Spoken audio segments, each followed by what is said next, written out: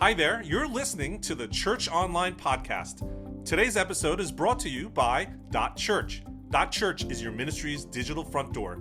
Many of the country's top congregations are using .Church to better build their Church Online brand. In fact, more than 30% of the Outreach 100's largest and fastest growing churches use a .Church domain name as their main URL or as a redirect. Warmly welcome members and new visitors 24 hours a day, 7 days a week, 365 days a year with your own .church domain name. Search for .church at name.church or your favorite registrar.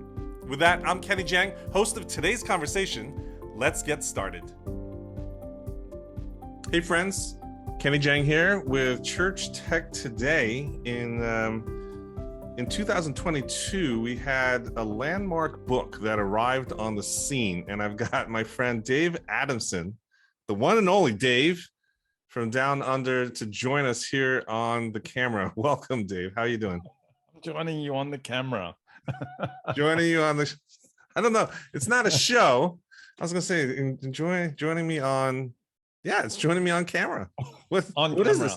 On the interwebs. We're on the interwebs. There we go. Let's just go with that. Let's go with on the interwebs. We're on the interwebs.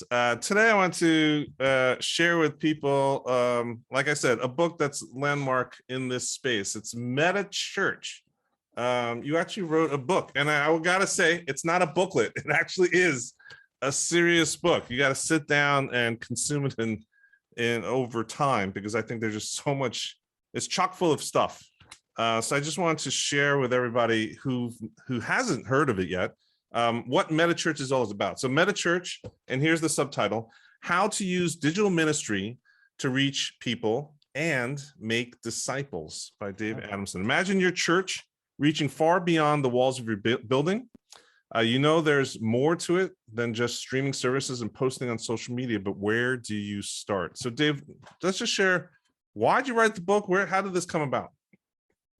Well, the why I wrote the book was because I wanted to help equip churches around the world, regardless of what size they are or what sort of resources they have, either financially or hardware-wise or volunteer-wise, with the best practices to stream services and reach people online and post to social media, do podcasts, do all of those sorts of things. How it came about, really, I've been writing this book, Kenny, since 2008, when I first became an online pastor in New Jersey at a church up there. And then after nearly 6 years of doing that, I went down to Atlanta and became the online and social media pastor for North Point Ministries, and did that for nearly 8 years. And the reason for all of that, during that process, during that whole entire process of being in full-time ministry in the online space, there were a whole bunch of things that I learned. There's a whole bunch of mistakes that I've made. I failed forward in many situations and many seasons. And the stuff that I learned along the way is what really is encapsulated in the book. I took everything that I've learned and applied it to, the modern era, post-COVID era. And the goal was to hopefully help churches reach more people and change more lives.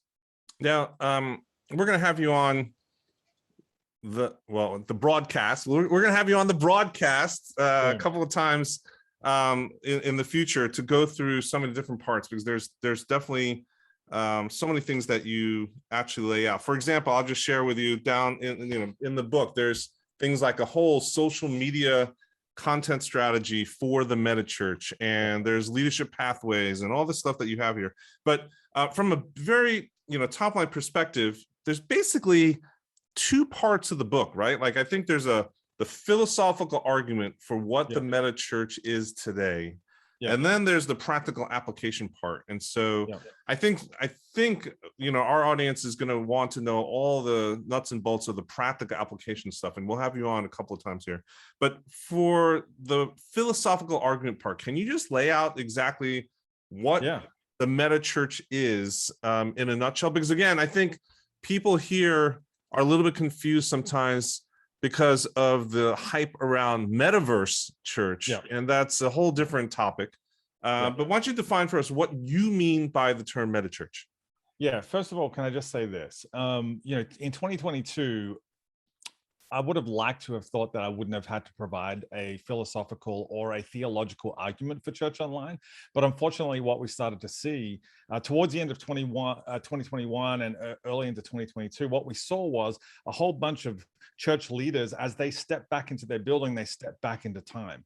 And they started to treat the online services that they adopted during COVID as just this short-term mission trip that they were on, that they went off and they did that online thing for a season, but now they're back in the quote unquote real world, and they can just continue doing church as they've always done it, shoulder to shoulder, in-person services at a certain time, at a certain place, on a certain day. So I really wish I didn't have to write that side of it, but I felt like I really needed to. And part of that process, part of the, as I worked through the idea of what my philosophical, theological, and historical arguments are for why church online is quote unquote valid, what I started to realize in those moments is that we have this opportunity that we've never had before to leverage technology in a way that uses 21st century tools to go back to a first century model. And that's really when I started processing this idea of meta church. Now, the idea of that is meta is just a prefix that means a number of different things. For one, it means to change or to transform, as in the word metamorphosis, or it means to go beyond, as in the word metaphysical, which means to go beyond the physical. And so the idea of a meta church is a church that has transformed and changed its model so that it can go beyond the physical Sunday service and beyond the building to reach into the community where that building is located for the other 167 hours of the week outside of that 1 hour on Sunday. And so Meta is not about a virtual reality world. It's about a new style of doing church that incorporates all aspects of our lives, from cell phones to TVs to podcasts to smartwatches to anything that we use in our daily lives. That's what I really wanted to encapsulate in this book. Now, some people have called this hybrid church, or there's any other sort of words that have been put around this. For me, it's about moving from a model that has really promoted and encouraged the idea of a mega church, one community of believers who that is rather large and that meet in one location, to a meta church, which is multiple expressions of faith that happen when people are commuting to their work, that happen in people's homes, that happen in bars in the local community, but also happen on Sundays during that 1 hour service. Love it. One of the quotes I love from your book that I bookmarked is people aren't looking for local churches online or on social media anymore. They're searching for answers. And I love that, especially as a content marketing strategist. That to me that rings so true. And it's within this context of the 0 moment of truth. Yeah. Can you share with us a little bit about the 0 moment of truth thing? You go into detail in here. And in fact, again, this book, if everyone's watching, is full of graphs and infographics, et cetera, that really help explain these concepts. But why don't we talk about 0 moment of truth just for a second here, Dave? Yeah, 0 moment of truth is this marketing term that Google came up with about 15 years ago. And really it was a response to what they were starting to see happening in the marketplace online specifically. Now, it was the next step of what marketing in the 80s, 70s, and 80s called the first moment of truth. And that first moment of truth was when somebody was in a supermarket, maybe, pick a random product, Kenny, pick a supermarket product that you regularly buy. Go, just tell me anything. I don't know, Kellogg's Frosted Flakes cereal. Okay, so when you go into the cereal aisle, marketers used to call the front display of that cereal aisle, where you've got all your different branded cereals, that was the first moment of truth, when you would go and you would see all the products in one single place. Now, what Google realized about 15 or so years ago was that there was a movement before that, before people went to a store, that was happening online now. And that's when somebody was asking the question around a certain product that they needed. Now, in the modern world, it might be, this is the one that I use regularly. And I think I explained this in the book. For me, as a photographer, I always want to know what the best camera to buy every year is. And so my first moment of truth is my 0 moment of truth is when I go online and I type in, what is the best camera to buy in 2022? Right now, as I'm starting to search that process, companies like Fuji and Sony and Canon and Nikon, they pay hundreds of thousands of dollars to make sure that when I type that phrase in, that keyword phrase, that they're at the first page, they're at the very top of the very first search engine results page. And so that is the zero moment of truth. They're paying to get in front of me the moment I'm asking questions about what the best camera to buy is. Now, when you apply that thinking to ministry, what we have to realize is, like I say in the book, and like you already quoted, people aren't going online searching for local churches anymore. They're going online searching for answers. They're asking for questions, they're asking questions around faith, the Bible, Jesus, God, and church. And we need to be there in that zero moment of truth. For us as people in ministry, our zero moment of truth doesn't come when somebody types in what's the best camera to buy. Our zero moment of truth as church leaders is when somebody types in, how do I become a better parent? How do I save more money? How do I find hope in the world? How do I stop drinking so much? How do I stop looking at porn? Where do I find hope? These are our zero moments of truth. And as church leaders, as church content creators, we have to be there in those spaces when they're asking those questions, because they're not asking them inside a church building anymore, Kenny. I love it. They're asking them online. And so that's really the zero moment of truth. And it's a big thing that I push out that incorporates into a YouTube strategy, because YouTube is the platform that people are going to find answers to these questions. That's where, my kids, your kids are going to when they're looking for answers. The place to go is YouTube. And so we need to be in those spaces as church leaders. I love it. In our coaching with content marketing strategy, we embrace a book and an approach called They Ask You Answer. And I think this is very similar, is that you want to be there when that felt need is actually felt, and they're trying to express themselves tangibly. So I love it. I love the fact that you incorporate that into what the MetaChurch needs to be today. And usually the traditional model of ministry isn't set up to address those needs.